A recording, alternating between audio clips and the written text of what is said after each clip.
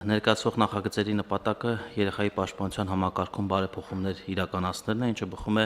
կառավարության 2021-26 թվականների ծրագրից, ինչպես նաև Հայաստանի Հանրապետության միջազգային այն պարտավորություններից, որ ստանձնել է։ Չնայած որ փաթեթը բավականին մեծ է, բայց ես կփորձեմ հնարավորինս հակիրճ ներկայացնել, առաջարկվող նախագծերը ավելացնում են համայնքի դերը երեխաների իրավունքների պաշտպանության բնագավառում, հստակ սահմանելով լիազորություններ, որոնք իրականացվելու են երեխայի պաշտպանության ոլորտում հատուկ մասնագիտացված սոցիալական աշխատողի միջոցով։ Համայնքներում երեխաների պաշտպանության հիմնական պատասխանատվությունը այս պահին կրում են խնամակալության հոգաբարձության հանձնաժողովները, որոնց գործունեությունը տեղական եւ միջազգային տարբեր զեկույցներում որակվում են ոչ մասնագիտական եւ ոչ արդյունավետ, որովհետեւ այնտեղ իրականում ներգրաված չեն հիմնականում մասնագիտական որակավորում ունեցող անձինք։ Փաթեթով նախատեսում ենք վերահաստատվում եւ նախագծերով վերահաստատվում եւ ամրապնդում է պետության դերը որպես երկրում երեխայի իրավունքների ապահովման հիմնական պատասխանատու,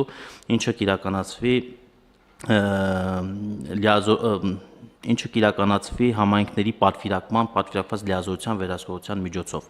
Ուժեղացվել է համայնքներում երեխայի պաշտպանության իրականացման հիմքերը համայնքում վարձատրվող մասնագիտական գործառույթի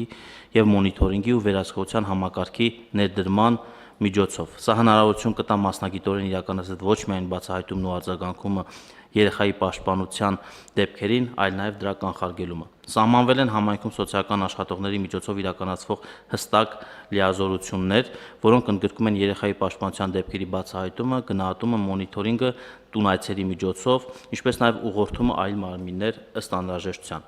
Սահմանվել եւ հստակեցվել են մարզպետների աշխատակազմերում երեխայի պաշտպանության հետ կապված լիազորությունները եւ դրանց մասնագիտական բնույթն ու դրանից ելնելով մասնագիտական հաստիկի անհրաժեշտությունը։ Սահմանվել է բուլինգ հասկացությունը եւ ամրագրվել, որ պետական եւ տեղական ինքնակառավարման մարմիններն ու դրանց կազմակերպությունները ձեռնարկելու են արձագանքող եւ կանխարգելիչ միջոցառումներ երեխայի բուլինգի կանխարգելման, բացահայտման, ինչպես նաեւ բուլինգի վտանգի տակ գտնվող կամ ենթարկված երեխաների պաշտպանության ու վերականգնման համար անհրաժեշտ մեխանիզմներ ստեղծելու ուղղությամբ։ Ամրագրվել է, որ յուրաքանչյուր երեխա իրավունք ունի իր այլընտրանքային խնամքի ձևը եւ դրա նշանակման կամ իրականացման մասին որոշումը պարբերաբար